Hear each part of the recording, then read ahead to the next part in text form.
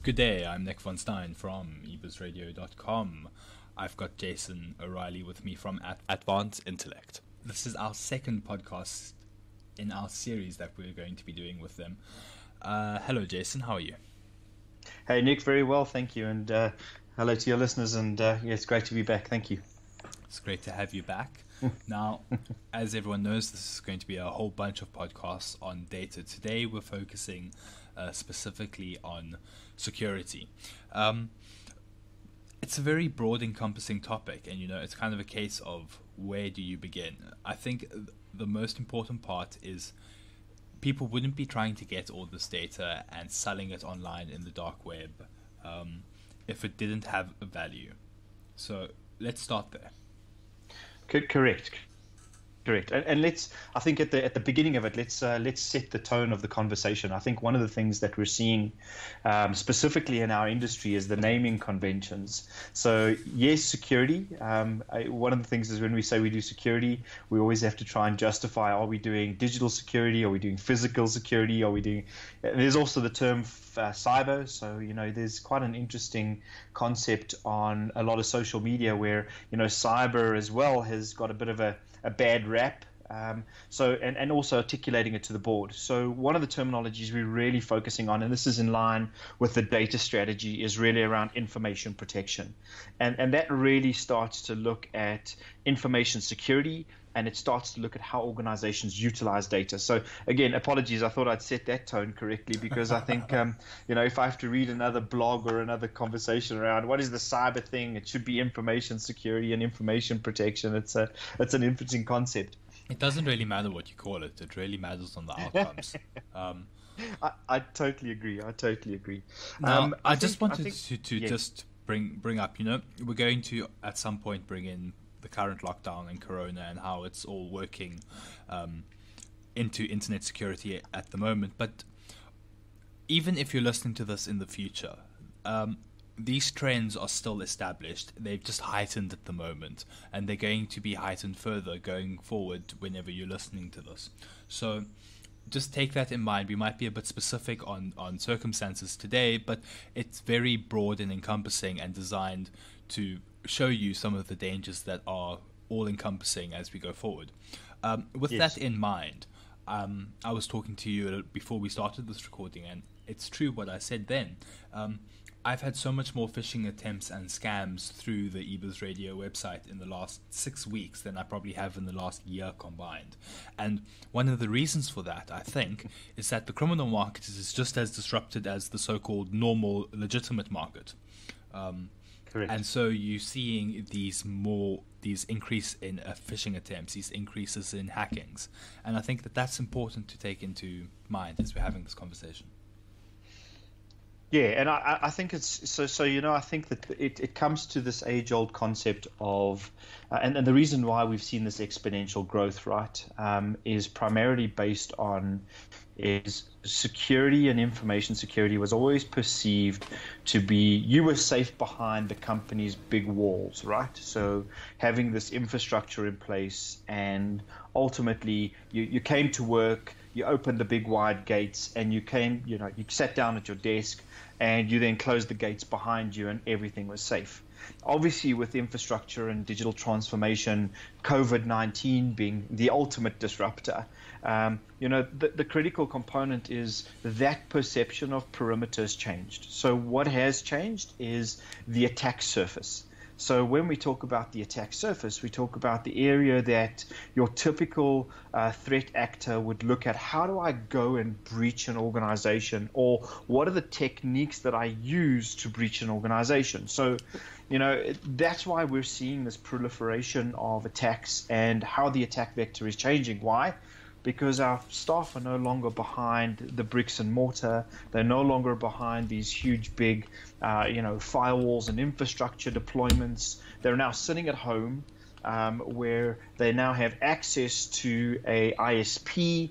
The ISPs practice basic levels of information security, and they're having to be protected. So now you've had this huge sprawl of an organization's network You think about these organizations that have got 100,000 employees, right? What used to be one network with multiple branch-offs is now 100,000 networks with multiple branch-offs and connectivity. So this is why we're seeing the proliferation. The target has become easier.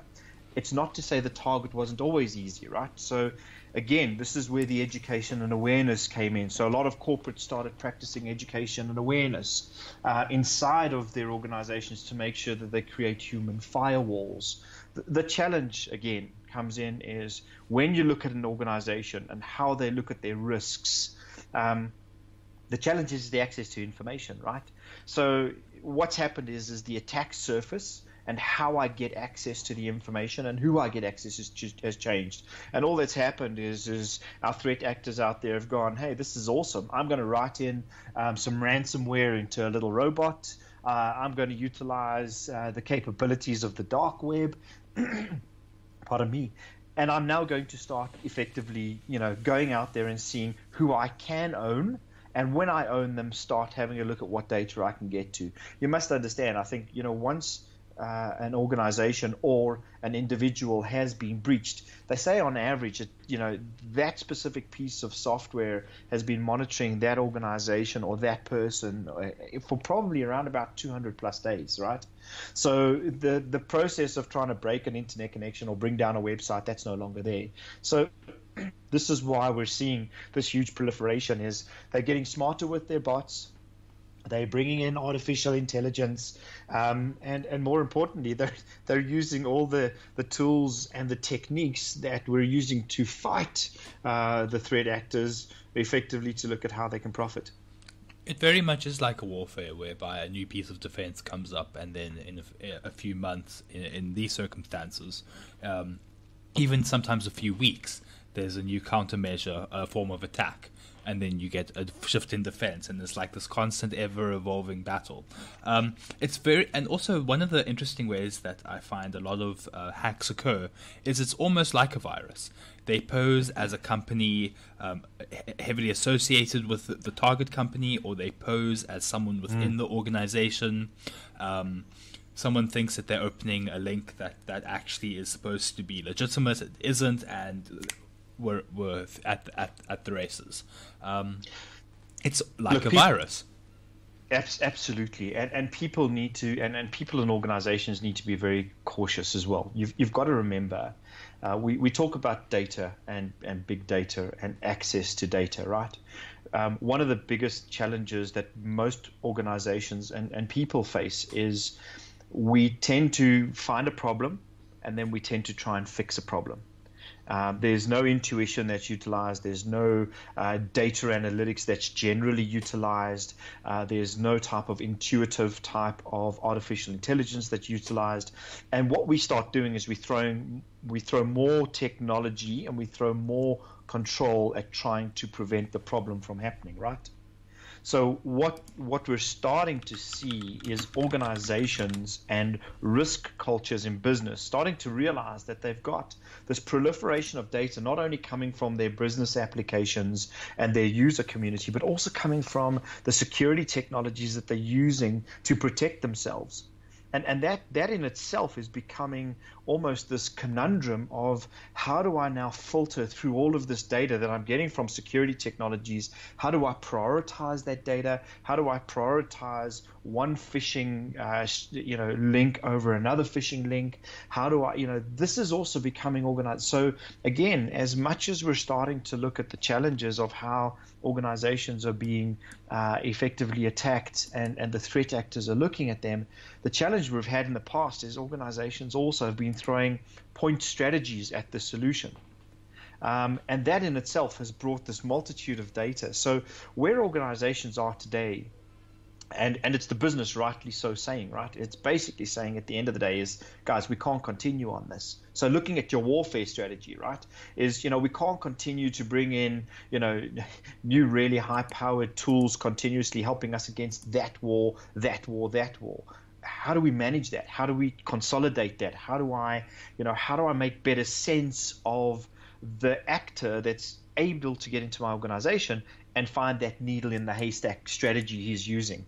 So again, it's about intuitive, intelligent methodologies. It's about understanding your organization and what you're doing. It's about helping your user community understand what they access on a regular basis. So coming back to your warfare analogy, very much so, is, you can all run off and go and fight your individual wars, but businesses are realizing they can't do that anymore. So the data conversation, specifically in cybersecurity and information security, is really, really starting to come to the forefront now. These two are starting to marry together, because if I understand my data and I look for anomalies and I understand normal strategies of learning, I can start to cut down what I've done in the past. So it's a very interesting, journey that customers are going on. The problem is COVID-19, which has now brought, spreading this network out exponentially, has turned that on its head in a very big way. So,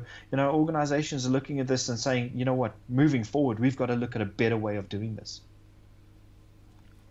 What is the better way? Well, so you asked me the question, and I think this comes back to, an organization's strategy. Everything starts with your governance. It's your policy. So, policies are going to have to be reviewed, regardless of how you look at it, in line with governing standards and strategies, right? So policies, number one. Once you've got your policy sorted out and people understand exactly how they're going to be doing business and how they're going to be communicating, you start there. And more importantly, looking at the data.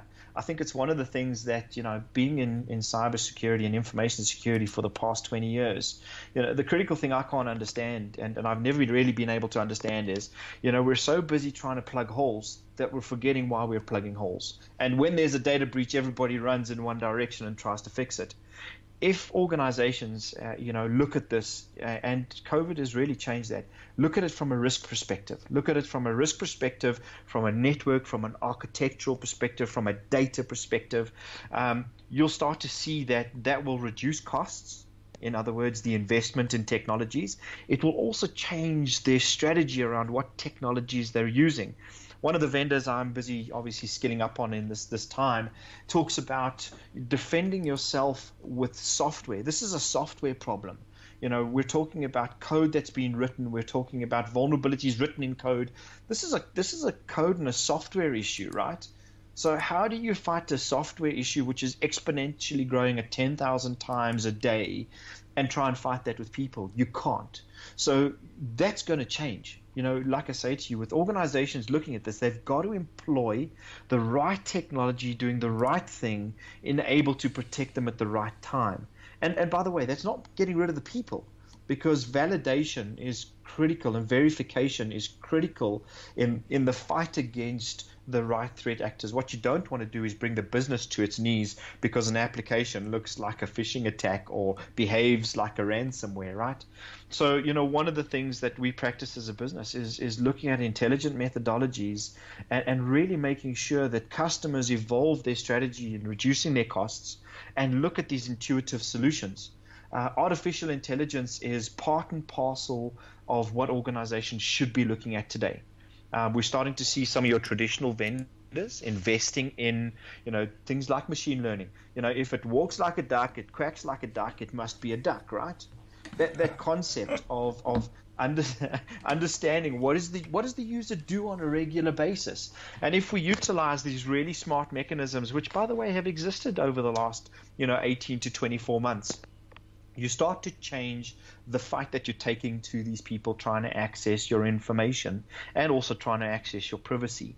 And I think that's what we're going to see as a dramatic change. Change the policy, looking at the risk, understand the data, and then putting the right intuitive solutions. Because, I often say this to my customers, you cannot continue on the path that you're going at the moment because you're being asked to save 30% on your current information security budget in order to meet a threat that is increasing tenfold. I mean, that's just you're not going to be able to do it. So it is the right technology, and there's some really, really good stuff out there. And if people are not paying attention to it and not asking their existing vendors, well, what are you doing in that space, then they're doing themselves an injustice. Because unfortunately, if you look at ransomware and you look at phishing, there's two things that are there, right? I mean, those can get past any technology that customers have got. It doesn't matter what you do or what you say.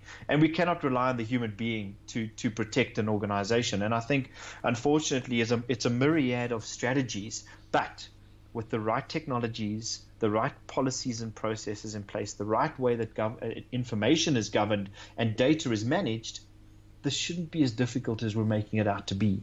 And there are some really, really good vendors at the moment in this space which are embracing it. They're basically bring it into their current strategy.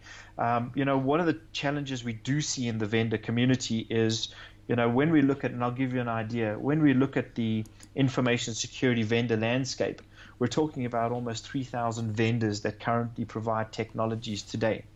So just that alone, you can understand how are organizations going to keep up. They can't. We're all going to become professional technology research agents and hope to goodness we buy the right technology. And that's not the way the journey's got to go. The other component is you've got the other side of things where we've got the traditional technologies that have always done things in a specific way, trying to secure their landscape, right? Because I don't want to take away, the infrastructure that I know a customer gives me $1 million a year on. But let's be honest, if you look at something like COVID-19, it's taken away that investment altogether. It basically says, well, what are you doing with that $1 million which is sitting at your head office? It actually is useless because you've got all your staff going through, Google Cloud, or they're going through Dropbox, or they're going through Teams and Microsoft. Your perimeter that you're spending $1 million on is no longer worth it. So we're starting to see that change significantly. And I guarantee you now, in a year's time, when you and I, hopefully talk again, we'll talk about customers having microservices strategies where they can switch on, switch off. They've consumerized their absolute strategy, and you know what? They're getting the best technology for a reasonable cost. And that's how we're seeing things change today. Jayson, is there anything you'd like to add in closing? Look, I think, from our perspective, from an Atvance Intellect perspective, intuitive solutions, intelligent designs, helping organizations transform, that's what we started our business out to do. Nobody could have expected the digital transformation challenge that we've had, thrust upon us. What it is helping us as an organization do is help customers effectively with the right technologies and the right people look at their battle against how do they, look at optimizing their current investments, but also at the same time employing the right level of technology to protect them against the war that you mentioned. And by the way, there is the right level of technology out there. Unfortunately, we get marketed to so much today. And I think, from our perspective, all we ask is customers just to, look at how they're going to change. Look at what they're going to use to change. And based on that, have the right conversations with people that are embracing change. Jayson O'Reilly from Atvance Intellect. Thank you so much for your time today. Nicholas, thank you, and keep safe.